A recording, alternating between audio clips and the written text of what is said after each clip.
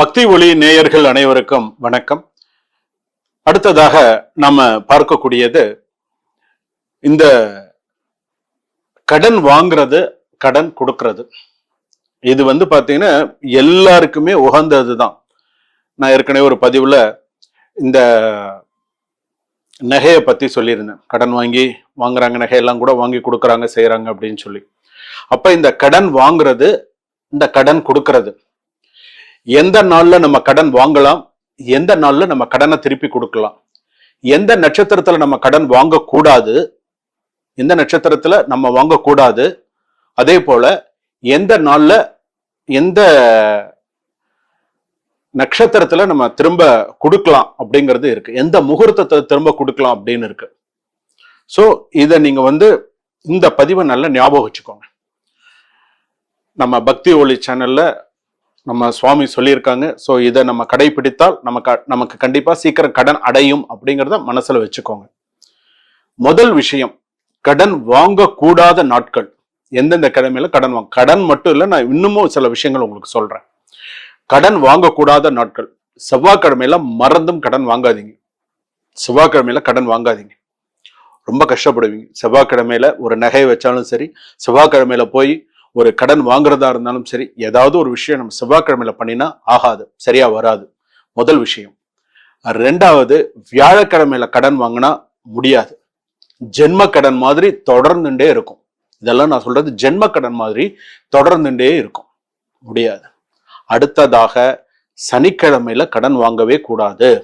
இந்த 3 கிழமை ஞாபகம் வச்சுக்கோங்க.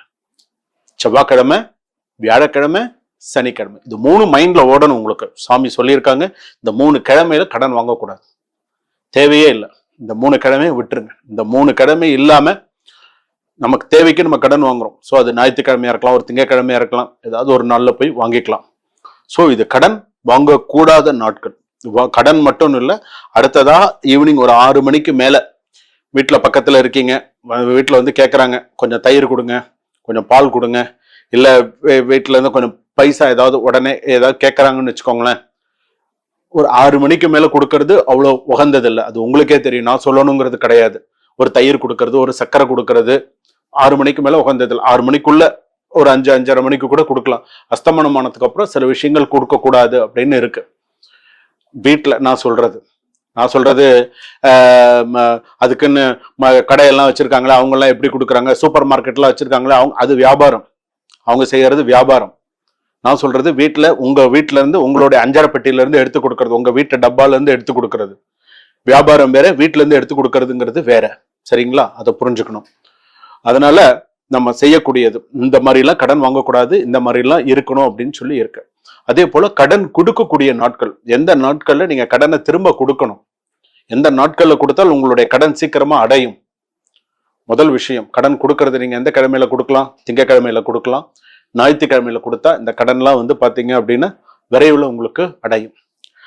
அதுலயும் முக்கியமாக குளிகை நேரத்துல கடன் கொடுத்துட்டீங்க அப்படின்னு சொன்னா சீக்கிரம் அடையும். குளிகை நேரத்துல கடன் வாங்கக்கூடாது, குளிகை நேரத்துல வாங்கக்கூடாது. குளிகை நேரத்துல திரும்ப கொடுக்கலாம், தப்பு இல்லை. சரிங்களா? இது ஞாபகம் வச்சுக்கோங்க. அடுத்ததாக நீங்க செய்யக்கூடியது, மரண யோகத்திலேயோ கரிநாள்லயோ போய் ஒரு விஷயம் வாங்கக்கூடாது. ஒரு அவசரமா கூட பண்ணிடக்கூடாது. அந்த பணம் ஜென்ம கடன் மாதிரி தீரவே தீராது. ஒருத்தருக்கு கடனே இல்லாம இருக்கும், கொஞ்சம் பண்ண ஆரம்பிச்சிருவாங்க, அது கிட்டத்தட்ட அது கோடிக்கணக்கில் போய் நிற்கும். 50 லட்சத்துல ஆரம்பிச்சு 6.5 கோடியில போய் நிற்கும் இந்த கடன். நான் சொல்றது அப்ப இந்த கடன் பாத்தீங்கன்னா இருக்க இருக்க இருக்க இருக்க சேர்ந்துட்டே போகக்கூடாது. இருக்க இருக்க இருக்க இந்த கடன் என்ன பண்ணணும்? குறைஞ்சுட்டே வரணும். கடன் குறைஞ்சாதான் உங்களால நிம்மதியான ஒரு வாழ்க்கை வாழ முடியும். சில பேர் என்ன பண்ணுவாங்கன்னா, ஒரு 5-6 கிரெடிட் கார்ட்ஸ் வச்சிருப்பாங்க. இந்த கார்டை வித்து இந்த கார்டுல பணம் போடுவாங்க, இந்த கார்டை வித்து இந்த கார்டுல பணம் போடுவாங்க. இதை வித்து ஒரு கட்டத்துல வரும்போது எல்லாமே ஒன்னா நிற்கும். அப்ப அந்த பணம் அந்த நேரத்துல பணத்துக்கு சிரமப்படுவாங்க. என்ன செய்யறது, என்ன பண்றதுன்னு தெரியாம கஷ்டப்படுவாங்க. அப்ப இந்த கடனாகப்பட்டது ஒரு மனுஷனுக்கும் உள்ளதுதான், அது யாருக்குமே இல்ல அப்படின்லாம் சொல்ல முடியாது. நான் வரைக்குமே இது பொதுவானதுதான் இந்த கடன்கிறது. ஸோ அப்ப அந்த கடன் வாங்கக்கூடியது, அந்த கொடுக்கக்கூடிய நாட்கள்லாம் கரெக்டா இருக்கணும். அதே போல தேவைக்கு தான் நீங்க கடன் வாங்கணும், தேவையில்லாம கடன் வாங்கக்கூடாது. ஏன்னா உங்களுக்கு இதுதான் இந்த இதுக்கு இவ்வளவு இருந்தா எனக்கு போதும். உங்களுடைய வருமானத்தையும் பார்த்துக்கணும், உங்களுக்கு எவ்வளவு கடன் இருக்குங்கிறதையும் நீங்க பார்த்துக்கணும். அதுக்கு தகுந்த உங்களால சமாளிக்க முடியும்னா அந்த கடனை நீங்க வாங்கணும். இல்ல அப்படின்னு சொன்னா நீங்க அந்த கடன் நீங்க வாங்குனீங்கன்னு சொன்னா இருக்க இருக்க சேர்ந்துட்டே தான் போகும். ரெண்டாவது, அந்த கடன் அடையிறது அப்படின்னு சொன்னா நமக்கு சில விஷயங்கள் இருக்கணும். நம்ம சம்பாரிச்சாதான் கடன் அடையும், அது வேற விஷயம். நம்ம சம்பாரிச்சு நம்ம கஷ்டப்பட்டு பிசினஸ் பண்ணினாதான் கடன் அடையணும்னு இருக்கு. நம்ம கஷ்டப்பட்டு காசு சம்பாரிச்சாதான், ஐடில வேலை பார்க்கறவங்களும் ராப்பகல கண்ணு முழிச்சாதான் காசு. எந்த வேலையில பார்த்தாலும் சரி, ராப்பகல அவங்கவுங்க கஷ்டப்பட்டாதான் அவங்கவுங்களுக்கு அந்த காசு. ஆனா அந்த காசு வரும்பொழுது அதை நம்ம எப்படி செலவு பண்ணணும், அந்த முதல் காசு நம்ம என்ன பண்ணணும், கடன் அடைக்க இந்த மாசம் நீங்க சம்பளம் வாங்கிட்டீங்களோட உங்களுக்கு முதல் செலவு என்ன செலவு, கல் உப்பு வாங்குறதா முதல் செலவா இருக்கணும். அப்புறம் தான் மற்ற செலவெல்லாம். சம்பளம் இன்னைக்கு எடுத்துட்டீங்க, இன்னைக்கு ஒரு 10,000 ரூபாய் சம்பளம் வாங்கிட்டீங்கன்னா ஒரு 10,000 ரூபாயில ஒரு 80 ரூபா கொடுத்து 90 ரூபா கொடுத்து முதல்ல கல் உப்பு வாங்குங்க. முதல் செலவு அதுதான். அப்புறமா நீங்க என்ன செலவு வேணாலும் பண்ணுங்க, முதல்ல கல் உப்பு வாங்குங்க.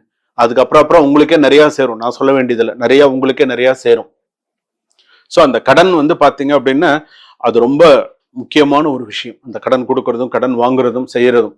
அப்ப இந்த நாள்ல கொடுக்க கூடாது, நான் இப்ப சொன்ன கிழமையில கண்டிப்பா வாங்கக்கூடாது. நான் இது அதே போல என்ன நட்சத்திரத்துல கடன் வாங்கக்கூடாது.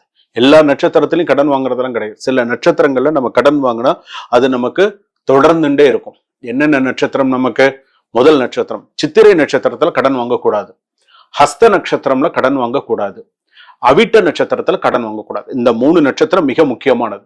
மித்தது நீங்க எப்படி வேணாலும் பண்ணி, ஆனா இந்த 3 நட்சத்திரம் மட்டும் ஞாபகம் வச்சுக்கோங்க. இதுல மட்டும் நீங்க கடன் ஏன் இப்போ சில பேர் சொல்றாங்கல்ல, எனக்கு என்னன்னு தெரியலங்க, ஒரு பிசினஸ் ஆரம்பிப்பாங்க, ஒரு பிசினஸ்ல லாஸ் வருதுன்னு தெரிஞ்சிருது, லாஸ் வருதுன்னு தெரியுது, திரும்ப போட்டு போட்டு போட்டு போட்டு கடன் வாங்கி, இந்த கடன் வாங்கி அந்த கடன் வாங்கி, நமக்கு வருமானம் வரும், நம்ம வருமானம் வரும்னு சொல்லி கடன் வாங்கி சேர்ந்தே தவிர வருமானம் வரல. செய்யக்கூடிய பிசினஸ்ல வருமானம் வரல. அப்ப வராத போது இவங்க என்ன பண்றாங்க, இந்த கடன் வாங்கி இந்த கடன் அடைப்பாங்க, அந்த இன்னொரு இடத்துல வாங்கி இன்னொரு இடத்துல அடைப்பாங்க. இப்படியேதான் அவங்களுடைய லைஃப் போய் ஒரு கட்டத்துல பாத்தீங்க அப்படின்னு சொன்னா அவங்களுக்கே மலைச்சு போற அளவுக்கு கடன் இருக்கும். 80 லட்சம் 90 லட்சம்லாம் கடன் இருக்கும். பயம் வந்துடும், தற்கொலை பண்ணிக்கிறாங்க. நம்ம பார்க்கிறோம் இல்லையா. இந்த நடுவில் நான் ஒரு கொஞ்ச நாளைக்கு முன்னாடி ஒரு சில பதிவுகள் பார்த்தேன். ரொம்ப ஒரு ஃபேமஸான பர்சன், சித்தார்த், காஃபி டே அப்படின்னு நினைக்கிறவங்க, ஓனர் நினைக்கிறவங்க, அவங்க எப்படி அவங்க காலமானாங்க, இந்த கடன் மன உளைச்சல் தாங்காம அவங்க பார்த்தீங்கன்னா தற்கொலை பண்ணிட்டாங்க. பார்த்தீங்கன்னா பெரிய அளவுல கடன், மன உளைச்சல் தாங்காம, அந்த ஸ்ட்ரெஸ் தாங்க முடியாம இந்த மாதிரி ஒரு விஷயம் நடந்தது. அப்போ நமக்கு தெரியும், நம்ம ஒரு கை ஊனினா எவ்வளவு நம்மளால, நம்ம கை ஊனிதான் நம்ம கஷ்டப்பட்டு மேல வரும். என்னுடைய சம்பாத்தியம் இவ்வளவுதான், உங்க சம்பாத்தியத்துக்கு மேல இவ்வளவு கடன் நீங்க வச்சிருக்கீங்க அப்படின்னு சொன்னா, அப்ப அந்த கடன் அடையறதுக்குன்னு சில விஷயங்கள் பண்ணணும். நீங்க இப்போ சம்பாதிக்கிறீங்க, கஷ்டப்படுறீங்க, சம்பாதிக்கிறீங்க, ஆனா உங்களுக்குன்னு சில அதிர்ஷ்டங்களும் இருக்கணும். அதுக்குத்தான் நாங்க என்ன சொல்லி கொடுக்குறோம், கடன் தீர்க்கறதுக்கு இந்த குபேர எந்திரம் வச்சு வழிபாடு பண்ணுங்க, கடன் தீர்க்கும் எந்திரம் வச்சு வழிபாடு பண்ணுங்க. மகாலட்சுமி ஸ்லோகத்தை நிறைய வீட்டுல சொல்லுங்க, கணவன் மனைவி 2 பேருமே சேர்ந்து சொல்லுங்க. மகாலட்சுமி ஸ்லோகம் உங்களால, குபேர மகாலட்சுமி ஸ்லோகம் சொல்லுங்க. நிறைய நல்ல விஷயம், பாசிட்டிவான விஷயங்களா வீட்டுல பேசுங்க. ஒரு வீட்டுல சண்டை வந்தா கூட எதனால மெயினா சண்டை வரதுக்கு காரணம் என்ன, கணவன் மனைவி சண்டை மெயினா வரதுக்கு என்ன காரணம், கடன் பிரச்சனைனாலதான் சண்டை வரும். இந்த காலத்துல கணவன் மனைவி 2 பேருமே சேர்ந்து வேலைக்கு போனால் கூட கடன் அடைய மாட்டேங்குது. ஆனா இப்ப இந்த 2024ல கணவன் மனைவி 2 பேருமே தான் ஈக்குவலா தான் வேலை பார்க்கறாங்க, 2 பேருமே தான் சம்பாதிக்கிறாங்க, ஆனா 2 பேருமே தான் சேர்ந்து கடனும் அடைக்கிறாங்க. ஆனா இதுல ஒரு விஷயம் என்ன, இப்போ உங்களுக்கு என்ன தேவையோ அந்த தேவைக்கு தகுந்த மாதிரி சில விஷயங்களை பண்ணிக்கோங்க. நிறைய விஷயங்களை கடன் வாங்கி பண்ணிக்காதீங்க. ஒரு கார் வாங்குறீங்கன்னு சொன்னா கடன் வாங்கி கார் வாங்காதீங்க. உங்களால இந்த காருக்கு மாசம் என்னால பணம் கட்ட முடியும்னு வாங்குங்க. ஆடம்பரத்துக்காக கடன் வாங்காதீங்க. அது என்னைக்குமே அடுத்தடுத்து உங்களுக்கு சேர்ந்துட்டுதான் போகுமே தவிர அது முடிவுக்கு வராது. என்னைக்கு நீங்க ஆடம்பரத்துக்காக கடன் வாங்கி செலவு பண்றீங்களோ அது அந்த கடன் சேர்ந்துட்டே தான் இருக்கும். அந்த கடன் அடையவே அடையாது. தேவைக்கு கடன், உங்களுடைய தேவைக்கு. இன்னைக்கு காருக்கு என்னால மாசம் 6,000 ரூபாய் கட்ட முடியும், எனக்கு அந்த வருமானம் இருக்கு அப்படின்னு சொன்னா நீங்க அந்த கார் வாங்குங்க. இல்லைன்னா அது வாங்கி அதுக்கு இன்னும் 4 வட்டி கட்டானா கார் எடுத்துன்னு போயிடுவான். அது உங்களுக்கு மன உளைச்சல். எவ்வளவு பிரச்சனைகள் உங்களுக்கே தெரியும். உங்களுடைய ஜாதக நேரம் நல்ல நேரமா இருக்கணும். அதாவது வாழ்க்கையில 3 விஷயம் இருக்கக்கூடாது. 3 விஷயம் இருக்கக்கூடாது. ஆனா இந்த 3 விஷயம் இல்லாத மனுஷனே கிடையாது. இந்த 3 விஷயம் இருக்கக்கூடாது. ஆனா இந்த 3 விஷயம் இருக்கக்கூடிய எல்லா மனிதரும் இருக்காங்க. ருணம், ரோகம், சத்ரு. இது 3 தான் முக்கியமானது. ருணம்னா கடன், ருணம்னா கடன். கடன் இல்லாத எவனா இருக்கானா? கண்டிப்பா கடன் இருக்கு. ரோகம், வியாதி இல்லாம யாராவது இருக்காங்களா? சொல்லுங்க. இவங்க வியாதி இல்லாம இருக்காங்க சார், சூப்பரா இருக்காங்க சொல்லுவீங்களா? வியாதி. ருணம், ரோகம், சத்ரு, எதிரி இல்லாம இருப்பாங்களா? எப்பன்னு பார்த்துக்கிட்டு இருப்பான், எப்பன்னு பார்த்துக்கிட்டு இருப்பான். சத்ரு, எதிரி. எதிரி இல்லாம இருக்கவே மாட்டான். எதிரி இருந்தாதான் வளர்ச்சி அடைய முடியும். எதிரி இல்லைன்னா முடியாது. எதிரி இருந்தாதான் வளர்ச்சி அடைய முடியும். எதிரி சத்ரு இருப்பான். இந்த சத்ருலே என்னென்ன மாதிரியான சத்ருக்கள்லாம் இருப்பான் நமக்கு? அனுகூல சத்ரு. அனுகூல சத்ருன்னு நம்ம கூட பேசிக்கிட்டே இருந்து நம்மளை பற்றி வத்தி வச்சுட்டு போயிடுவோம். அனுகூல சத்ரு, ஹித சத்ரு. நிறைய இந்த சத்ருலே நிறைய விஷயங்கள் இருக்கு. அனுகூல சத்ரு, ஹித சத்ரு. அதே போல வந்து பாத்தீங்க அப்படின்னு சொன்னா இந்த சத்ருலயே வந்து பாத்தீங்க அப்படின்னு சொன்னா மறைமுக சத்ரு. டைரக்டா பேச மாட்டான், இன்டைரக்டா யாரையாவது விட்டு பேச சொல்லி சொல்லுவான், இன்டைரக்டா பேசுறது.